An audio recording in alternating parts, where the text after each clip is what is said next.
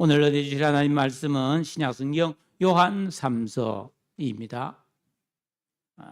저 뒤쪽에 있습니다. 계시록 앞에거든요. 396페이지 요한 3서 우리 한 장뿐인 성경인데요. 같이 교독하도록 하겠습니다. 장로인 나는 사랑하는가요? 내가 참으로 사랑하는 자에게 편지하노라.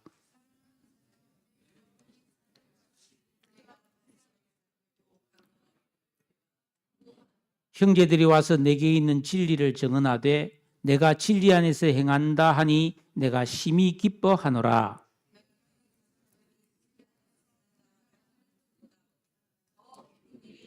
사랑하는 자여, 내가 무엇이든지 형제 곧 나그네 된 자들에게 행하는 것은 신실한 일이니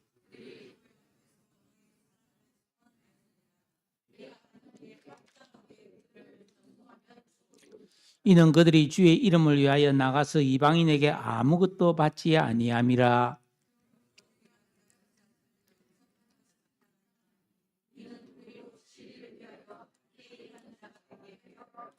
내가 두어 자를 교회에 썼으나 그들 중에 으뜸되기를 좋아하는 디오드레베가 우리를 맞아들이지 아니하니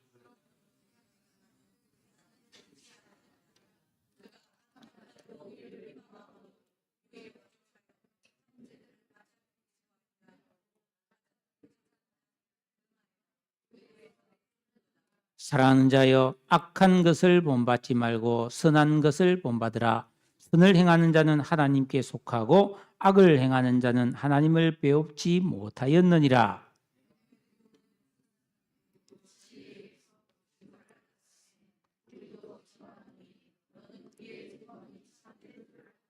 내가 내게 쓸 것이 많으나 먹과 붓으로 쓰기를 원하지 아니하고 함께 평강이 내게 있을지어다. 여러 친구가 내게 문안하느니라. 너는 친구들의 이름을 들어 문안하라. 아멘. 지난주 중에 오랜만에 친구 목사님들과 만나가지고 좀 진한 교제를 나누었습니다. 1994년도에 신학교에 입학해서 만나서 지금까지 사귄 친구들이니까 30년이 넘었죠. 다들 나름대로 각자 위치에서 믿음을 지키며 잘 지내왔는데 그동안 여러 곳으로 흩어져 있어요. 미국, 우간다, 모로코, 캐나다, 쿠바 이런 여러 나라에 흩어져서 이번에는 5명만 만났고 나머지는 카톡으로 만났습니다. 함께 삶을 나누고 기도하는 시간을 가졌는데 한 사람은 건강이 나빠져서 조기 은퇴를 고민하고 있고 둘은 연로하신 어머니가 거동이 불편하고 또 정신마저도 오락가락하면서 이 선망증세가 나타나서 부득이 요양원에 모셔놓고 마음을 굉장히 아파했습니다. 또 한 친구는 새로운 사회가 알기 위해서 기도 부탁을 하였고 마침 안식년을 맞이해서 귀국한 쿠바 선교사는 20년 동안 신분을 감추고 은밀하게 사역을 해왔는데 근래에 한국 대사관이 생기면서 본의 아니게 신분이 자주 노출되어서 공산정권에 의해 언제 추방될지 불안하지만은 하나님께서 안전을 지켜주시고 지금 쿠바에 엄청난 한류 열풍이 불고 있다고 해요. 그래서 집집마다 한국 드라마 CD가 50장, 100장 없는 집이 없다. 전국에. 예. 그래서 한글 학교를 합니다. 한글을 가르쳐준다 하면 막 몇백 명이 줄을 서는 거예요. 예. 그러니까 이런 기회를 통해서 복음이 전국으로 확장되도록 기도를 부탁했습니다. 요즘은 우리가 아무리 멀리 떨어져 있어도 전화나 카톡으로 쉽게 안부를 묻고 삶을 나눌 수 있습니다. 하지만 얼굴과 얼굴을 대하면서 표정과 목소리와 숨결을 끼며 나누는 교제와는 비교할 바가 아니죠.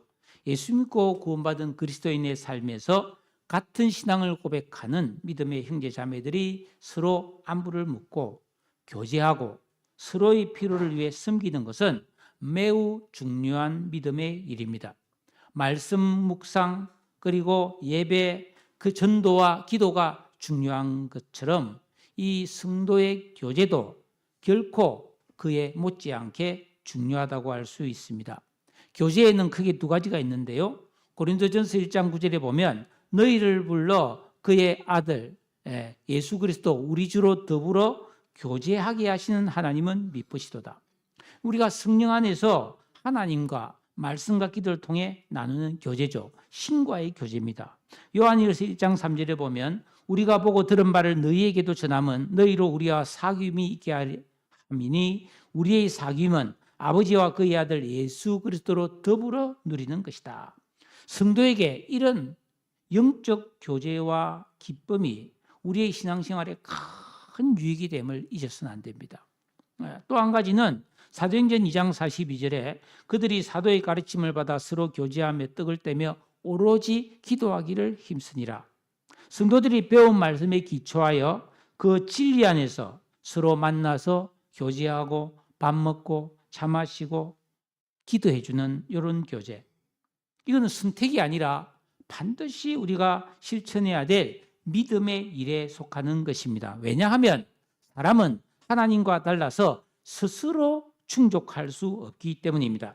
그러나 세상이 너무 급격하게 변하고 과학기술 문명이 발달해서 혼자서도 즐길 수 있는 오락이 성행하면서 하나님과의 교제가 소홀해지고 무엇보다도 성도들 간의 교제도 점점 약해지는 경향이 있다고 성경이 미리 예언했어요. 그러니까 말세가 되면 모이기를 패하는 어떤 사람과의 습관처럼 하지 마라. 즉 영적 교제 없이 자기 나름대로 어떤 즐거움을 찾아 누리며 사는 것은 그는 하나님이 우리에게 가르쳐준 방법이 아니라는 겁니다. 영적 교제가 없는 신앙생활은 영적인 풍성함을 맛보기가 어렵습니다. 예수 믿고 구원받은 성도는 예수님이 지키라고 우리에게 명령하고 주신 사랑의 계명을 순종하고 기도하는 진정한 영적 생활을 해가면서 같은 믿음의 길을 가는 동역자들과 교제를 통해 세상이 줄 수 없고 세상에서 맛볼 수 없는 영적 행복감을 누리며 살아야 합니다. 우리가 살고 있는 이 세상은 지금 더위와 홍수, 온갖 자연재해, 사고와 사건들이 참 많은 번잡한 세상입니다. 우리가 이런 세상을 살지라도 내밀한 기쁨, 고유한 기쁨을 잃지 않기 위해서는 항상 주 안에서 행하고 또 주의 말씀대로 살아가는 우리가 되어야 할 줄로 믿습니다. 어떻게 해야 할까요? 오늘 말씀은 요한 3서인데 예수님의 제자였던 사도 요한이 노년기에 믿음의 동역자인 가이오라는 사람에게 보낸 짤막한 편지입니다. 이 편지를 썼을 때는 AD 94년, 그러니까 우리 예수님이 부활 승천하신 지 적어도 60년이 지난, 그러니까 사도 요한은 최소한 80대 말 90대가 된 아주 노년기에 쓴 편지입니다. 이 편지 안에는 우리 성도들이 어떻게 성도들 간에 서로 사랑하며 교제하고 섬기면서 살아야 될지에 대한 귀한 가르침을 담겨 우리에게 전해주고 있습니다. 본서에 보면은 사도 요한이 나오고 편지를 받는 가이오가 나오고 그 같은 교회를 다녔던 디오드레베라는 사람과 데메드리오라는 이름이 비슷하지만 이런 동시대를 살았던 같은 교회를 섬겼던 그리스도인의 각각 다른 믿음의 모습을 보여주고 있습니다. 쌍둥이로 태어나서 같은 부모의 슬하에서 성장할지라도 그 삶의 모습은 같을 수가 없지요. 마찬가지입니다.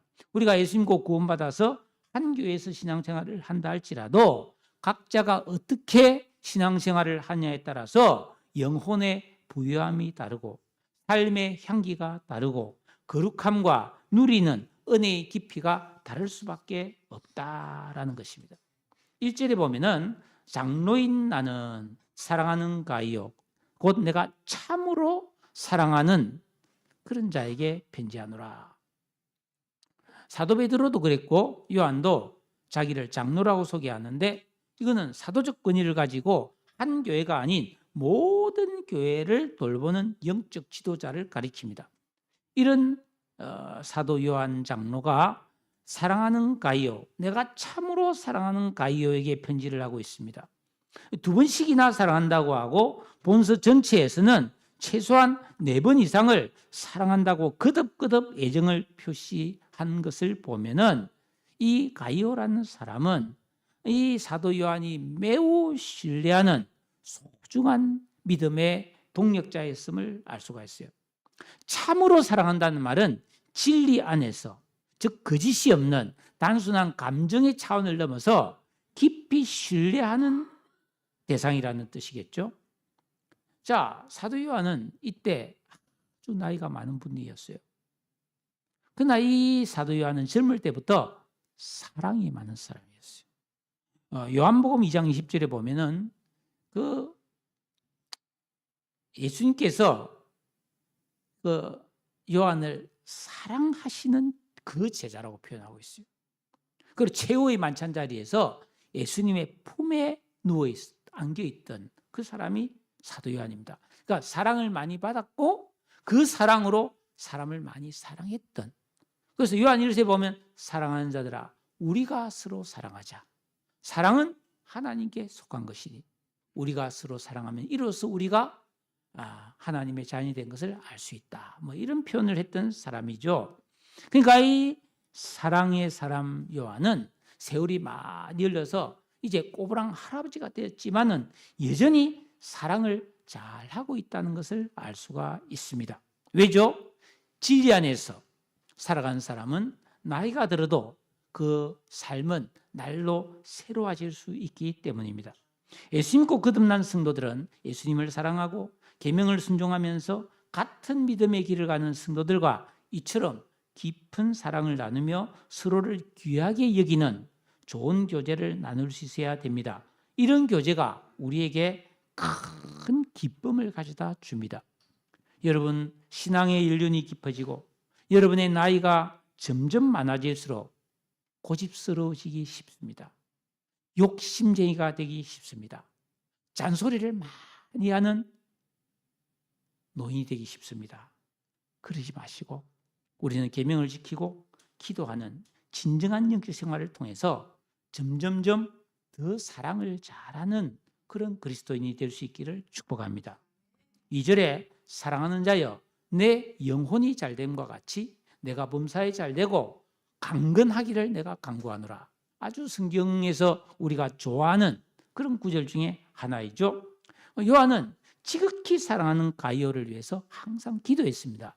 무엇을 기도했습니까? 여러분은 사랑하는 가족, 사랑하는 자녀, 사랑하는 사람을 위해서 기도할 때 무엇을 기도합니까?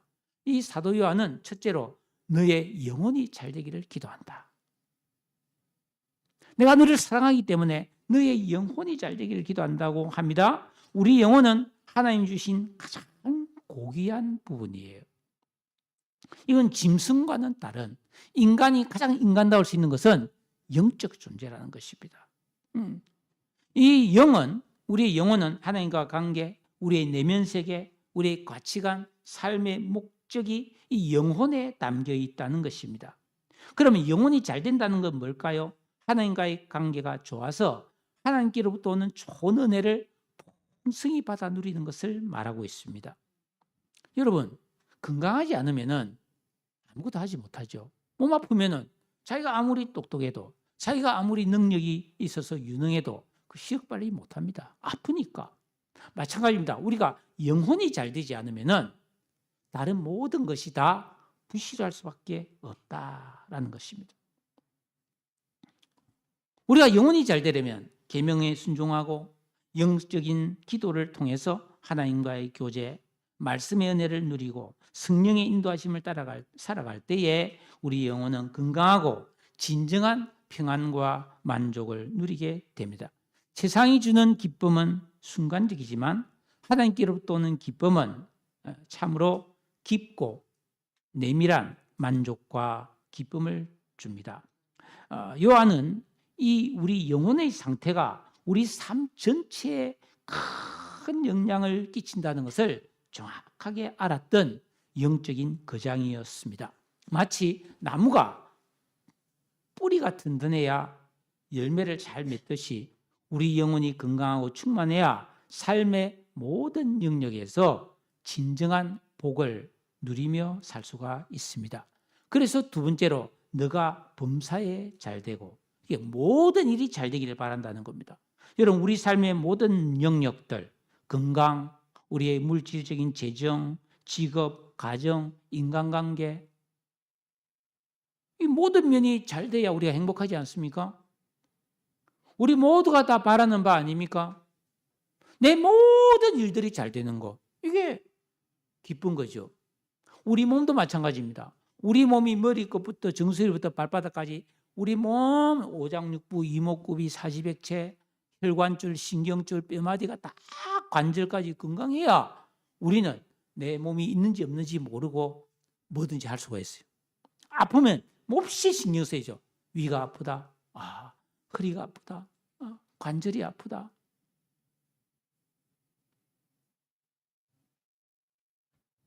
그러니까 여러분, 모든 나와 관계된 모든 것들이 잘 되기를 기도해 주고 있는데, 그렇게 되기 위해서는 앞서 언급된 영혼이 잘 되지 않으면 이럴 수가 없다는 거예요. 이 순서가 중요합니다. 그러니까 여러분들은 그리스도인으로서 이 하나님이 가르쳐 주신 이 비밀, 여러분들의 영혼을 잘 가꾸세요. 그래야 그 힘으로 우리가 범사가 잘 되는 복을 누릴 수 있는 줄로 믿으시기 바랍니다. 영혼과 일상생활이 연결되어 있다. 그리고 그 다음 단계가 뭡니까? 강건하기를 바라는 거죠. 육체의 건강을 말합니다. 예? 여러분 한번 생각해 보십시오. 내가 하는 일이 자꾸 안 되고 너무너무 막 문제가 많이 터지고 너무너무 괴로운 일이 많이 생기면 건강이 좋아질 수 있나요? 건강 안 좋아지죠. 너무너무 생활이 힘들고 괴로우면 건강 안 좋아집니다.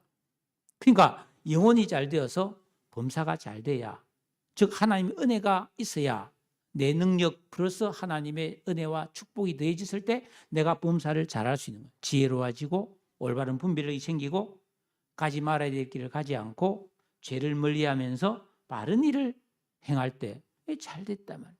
그럴 때 몸과 마음이 건강해진다 라고 말하고 있습니다. 영혼과 육체는 분리될 수 없죠. 일상생활과도 분리될 수가 없습니다. 요한은 이 사랑하는 가이오가 전인적인 행복, 영혼, 범사, 육체 모든 삶이 조화롭게 잘 되기를 간구하고 있습니다. 왜죠? 너무 사랑하니까. 3절에 보면 형제들이 와서 내게 있는 진리를 증언하되 내가 진리 안에서 행한다 하니 내가 심히 기뻐하노라. 가이오가 다니는 교회의 성도가 사도 요한에게 찾아와서 아이고 사도님, 장로님, 우리 교회 가이오라는 분은 참 믿음을, 너무나 소중한 믿음의 생활을 잘하고 있습니다. 계명을 지키고 선을 베풀고 거룩한 삶을 살고 있다는 그런 좋은 소식을 전해주었을 때 심히 기뻤다. 여러분, 우리가 성도 간의 이런 교제를 나눌 때 서로의 신실한 모습을 보면서 기뻐하고 감사하는 행복이 여간 큰 것이 아닙니다. 저도 목사로서 어떤 성도가 신실한 믿음 생활한다, 어떤 열심을 가지고 신앙생활을 한다, 어떤 사람에게, 어떤 다른 성도에게 어떤 좋은 사랑을 베풀었다, 너무너무 기쁜 일이죠. 여러분, 우리 각자가 진실한 신앙생활을 하면서 거룩하고 흠이 없이 살아가면서 다른 사람들에게 선을 베푸는 것을 볼 때 누리는 기쁨이 우리 교회 안에 충만할 수 있기를 축복합니다. 4절에 보면은 내가 내 자녀들이 진리 안에서 행한다함을 들을 때 이보다 더 큰 기쁨이 없다고 말했어요. 아마도 이 가이오는 사도 요한이 전도하고 양육한 그런 영적 자녀인 것으로 보여집니다. 그러나 아비의 심정으로 깊은 애정을 가지고 이 가이오와 성도들의 신앙생활에 관심을 기울였는데 그들이 진리 안에서 행한다. 즉 복음적으로 성경에 벗어나지 않도록 올바른 진리의 길을 가고 있다는 것을 너무너무 기뻐했다. 이보다 더 기쁜 일은 없었다는 것이죠. 고린도전서 13장 6절에 보면 사랑은 오래 참고 진리와 함께 기뻐한다 그랬습니다. 우리 성도들은 범사에 이 진리, 말씀과 믿음 안에서 살아감으로 서로에게 기쁨이 되고 나아가 하나님을 기쁘시게 하는 삶을 살아야 할 줄로 믿습니다. 이를 위해 서로를 위해 항상 간구하고 위로와 섬김과 교제로 정말 사랑과 선행을 격려하는 그런 영적 만남이 풍성하기를 축복합니다. 그 다음에 이제 5절에서 8절에 보면 이런 성도의 교제와 믿음은 단순히 말로만 하는 것이 아니라 서로의 필요를 채워주는 구체적인 섬김과 환대로 이어져야 됨을 강조하고 있습니다. 5절에 보니까 사랑하는 자여 너가 무엇이든지 형제 곧 나그네 된 자들에게 행하는 것은 신실한 일이니. 이 나그네 된 자라는 말은 그 당시 상황에서 보면은 여러 교회가 있는데 교회들마다 담당하는 목사가 없었어요. 부족한 거죠. 우리나라도 초대교회 평양에 최초의 신학교가 들어섰을 때 그 평양 신학교 1회 졸업생이 7명인데 교회는 전국에 수백 개가 있었어요. 뭐 감당 못하죠. 그러니까 한 목사가 여러 교회를 순회했다 이 말. 오늘은 이곳, 내일은 저곳. 지금 뭐 제가 졸업한 총신대학교 신학대학원이 지금 올해 강도사 합격한 사람들 보면 한 600명 돼요. 한국 교회가 우리 교단만 15,000교회거든요. 600명 졸업해서 잘 모자라잖아요. 제가 졸업할 무렵에 800명 졸업했거든요. 그래도 부족했어요. 지금 굉장히 그러니까 지금 충청도 이남에는 교육자를 못 구합니다. 시골 교회들은 몇 년째 교회 규모가 있어도 왜냐하면 절대적으로 부족한데 이 수도권을 안 벗어나려고 하는 거예요. 그래서 조금 힘든 상황에 있습니다. 어쨌든 이 당시에는 이런 순회 선교사들이 설교자들이 다니면서 교회에 설교를 했는데 문제는 사기꾼들이 많이 들실거린 거예요. 가짜들이. 엉터리들이 자기가 막 설교자다고 해서 교회 가가지고 막 말도 안 되는 설교하고 그리고 뭐예요?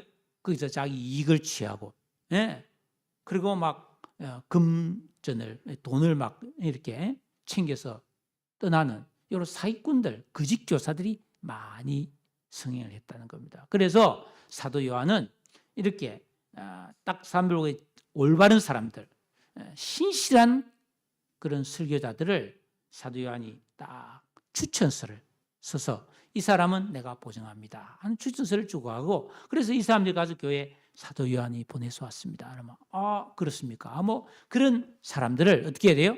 숙식을 제공해 주세요. 지금처럼 뭐 이런 숙박업이나 아니면 식당이 있던 시절이 아니었잖아요. 그러니까 그런 순회사역자가 오면은 잘 대접해서 숙식을 제공하고 충분히 자기 일을 할 수 있도록 섬겨야 하는 그런 시대였는데 이 일은 신앙생활에서 굉장히 중요한 일이었다는 겁니다. 그런데 이 가이오라는 사람은 그런 나그네들을 아주 신실하게 잘 대접했다는 거예요.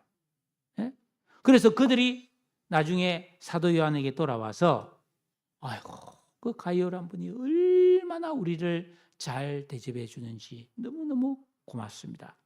그의 사랑을 우리가 크게 감동받았습니다. 하고 또 뭡니까? 그들이 떠날 때 다음 사역지로 갈 수 있도록 여비도 배려해 주는 그런 아주 넉넉한 배려를 했다라는 것입니다. 8절 같이 한번 읽어보겠습니다. 8절 다 같이 읽습니다. 시작.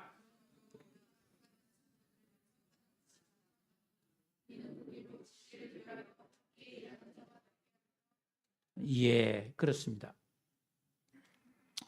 성도들이 서로의 필요를 섬겨주고 대접하는 교제는 단순한 친교를 넘어서서 복음사에게 동참하는 영적인 연합입니다. 자, 이참에 여러분들이 이제 교회에 헌금을 하시잖아요. 이 헌금도 그냥 하는 게 아니에요. 사실은 의미가 있습니다. 예를 들어서 11조는 뭐 이런 전임 사역자들의 생활비가 되고 교회 전체를 운영하는 굉장히 중요한 재정이 되는 것이고, 그리고 여러분들이 감사헌금을 한다?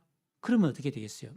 11조는 그래서 하나님께서 여러분들에게 물질적인 복을 주는 통로가 되는 것이고, 감사헌금은 여러분들에게 더 감사할 일이 많아질 수 있도록 하나님께서 은혜를 주시는 통로가 되는 것이고, 선교 헌금을 한다? 우리가 복음을 전해야 될 사명이 있는데 우리가 다 선교 가지 못하지만 선교사를 위해서 선교 헌금을 했을 때는 우리가 선교사의 복을 받는 것입니다. 저는 주보를 보면서 매일 아침 여러분들의 이름을 부를 때 주님, 이게 누구 선교 헌금을 했는데 이분에게 선교사의 복을 주시옵소서. 매일 새벽 기도합니다. 그리고 예를 들어서 뭐 건축헌금을 했다. 우리는 어차피 인생을 건축하는 사람이니까 주님, 건축헌금을 드린 이분들에게 그 삶이 건축되고 가정이 건축되고 자녀들의 삶이 건축되고 그 인생이 반석 위에 세운 든든한 건축이 되게 하옵소서. 기도하죠. 왜냐하면 헌금마다 그 의미가 있기 때문이죠. 특히 주일헌금을 여러분들이 잘 기억하셔야 됩니다. 이 주일헌금은 생명헌금이에요. 우리의 건강과 안전을 위한 헌금입니다. 그래서 이 주일헌금을 보통 교회에서는 주일헌금 드린 명단은 잘 안 실어요. 그러나 저는 주일헌금이 너무너무 중요한 걸 알기 때문에 여러분의 그 헌금 명단을 적어서 기도하는 것입니다. 주여, 이분들의 생명이 늘 주 안에서 보존되고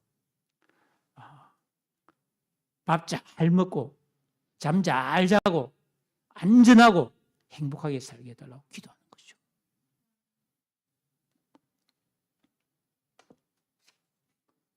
이 당시에 이런 순회 선교자나 이런 선교사들을 잘 영접하는 것은 뭡니까? 진리를 위하여 함께 일하는 것과 같아. 이렇게 지금 표현하고 있다라는 것입니다. 예. 그런데 문제는 그 모든 성도들이 다 이렇게 진리 안에서 사랑을 실천하고 섬기는 삶을 살았던 것은 아니었습니다. 9절에 보면은 내가 두어 자를 교회에 썼으나 그들 중에 으뜸되기를 좋아하는 디오드레베가 우리를 맞아들이지 아니하니.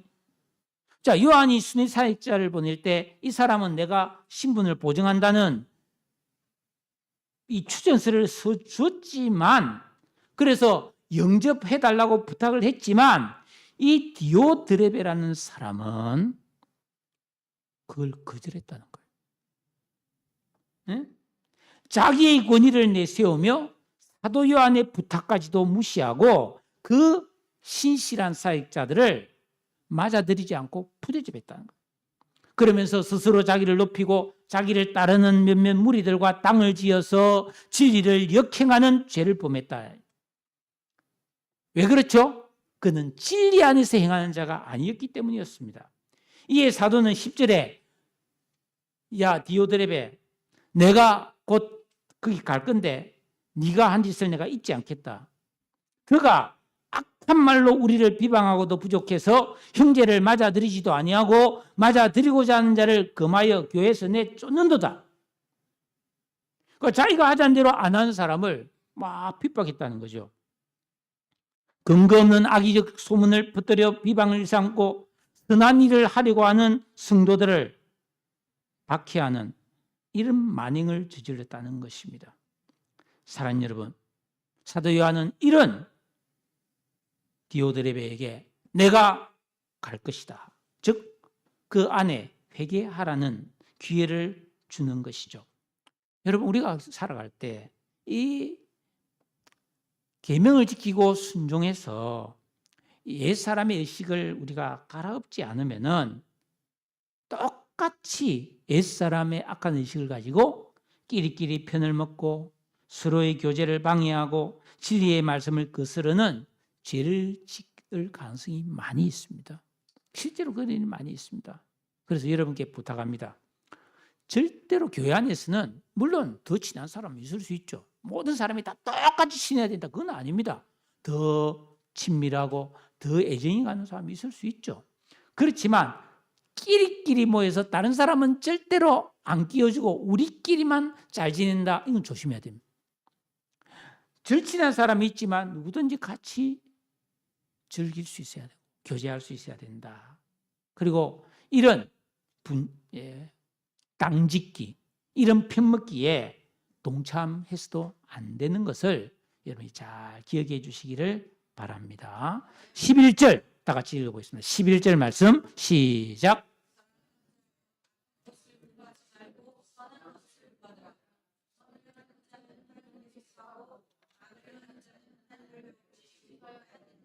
요한은 사랑하는 가이오에게 이 디오드레베의 악한 행위를 본받지 말고 선한 것을 본받으라고 명령하고 있습니다.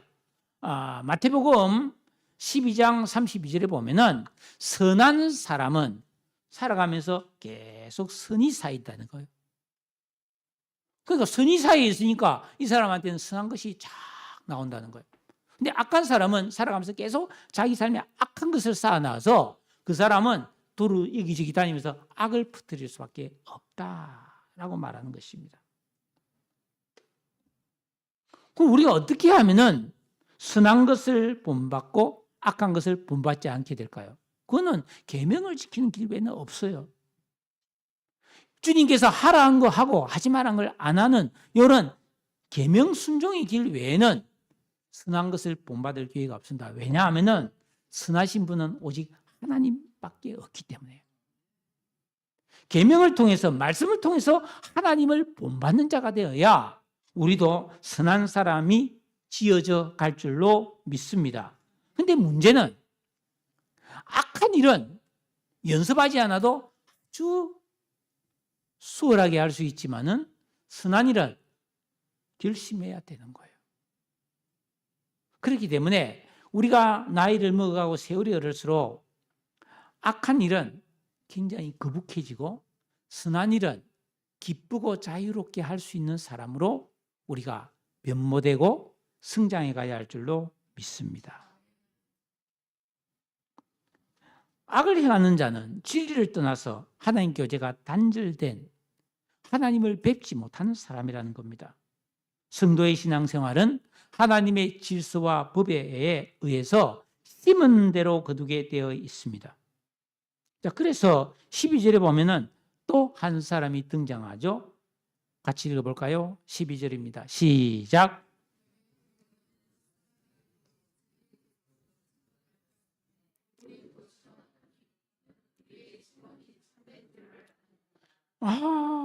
이 디오드레베와는 달리 데메드리오는 뭇사람, 여러 사람에게도 그리고 진리 자체, 말씀을 통해서도 그의 선한 행실이 좋은 평판과 신뢰를 인정받은 사람이었고 사도 요한 같은 이런 영적인 거장이 볼 때에도 그래, 그분은 참 신실한 분이야 라고 인정했다는 것입니다.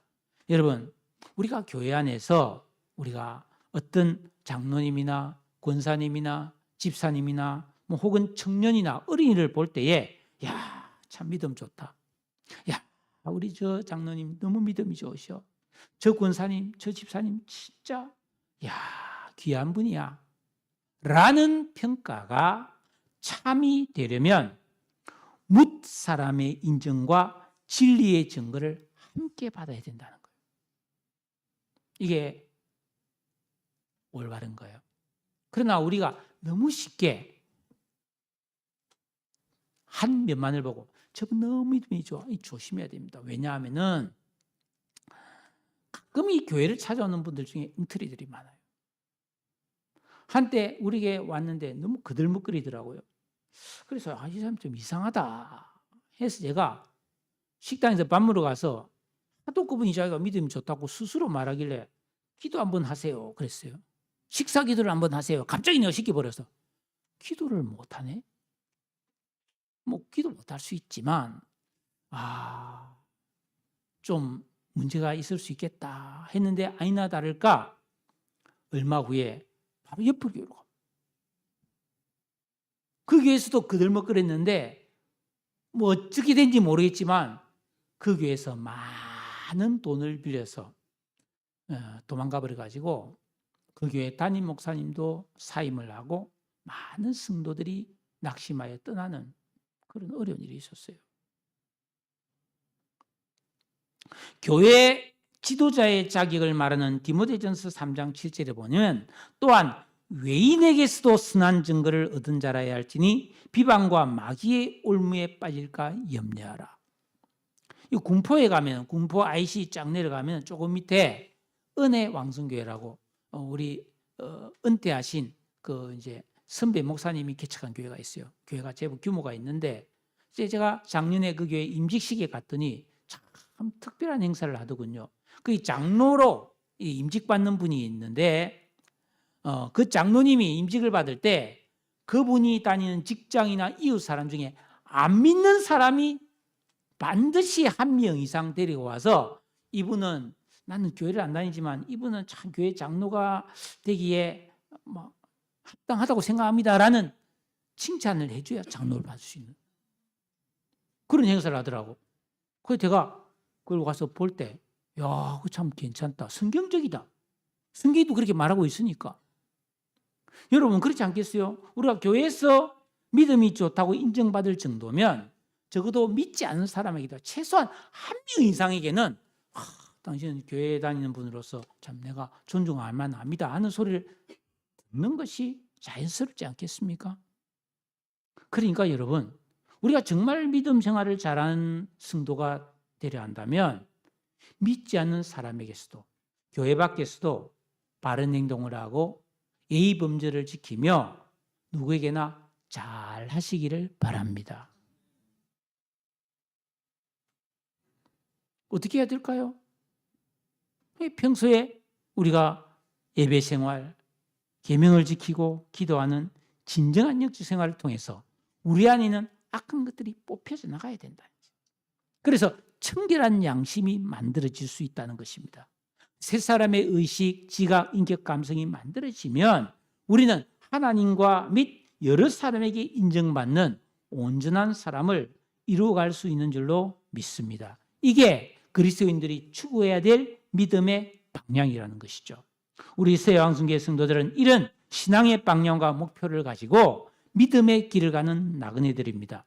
서로 기도하고 격려하고 함께 이 길을 갈 수 있기를 축원합니다. 말씀을 맺겠습니다.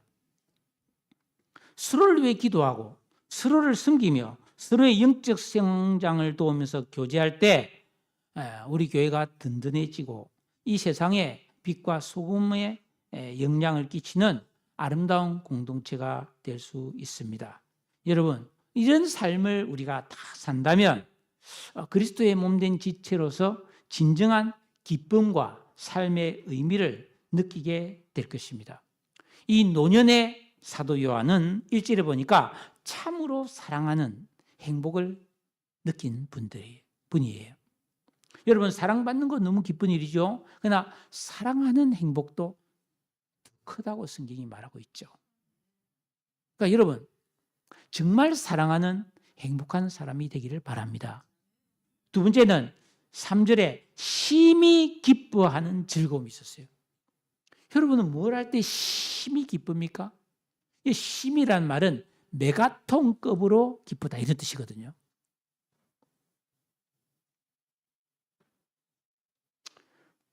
우리가 믿음 생활을 통해서 하나님이 주시는 기쁨이 있을 때 심히 기뻐할 수 있는 줄로 믿습니다. 이런 은혜를 누리시기를 바랍니다.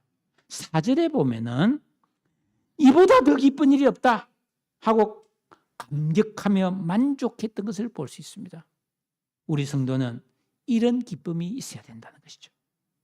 그래서 이런 사랑과 기쁨이 있을 때 고린도전서 13장 7절에 보면 모든 것을 참으며 모든 것을 믿으며 모든 것을 바라며 모든 것을 견디는 능력이 나오는 거예요. 수고롭고 고난 많은 이 세상을 승리하며 사는 그리스도의 능력이 바로 이런 사랑과 교제의 기쁨에서 온다는 것입니다. 더 많이 사랑하며 사시기를 축복합니다. 더 많은 영적 교제를 나누면서 하나님 주시는 이런 신령한 능력을 가지고 세상에서 승리하는 우리 모든 서양순교의 지체들 되기를 우리 주님의 이름으로 축원합니다. 기도하겠습니다.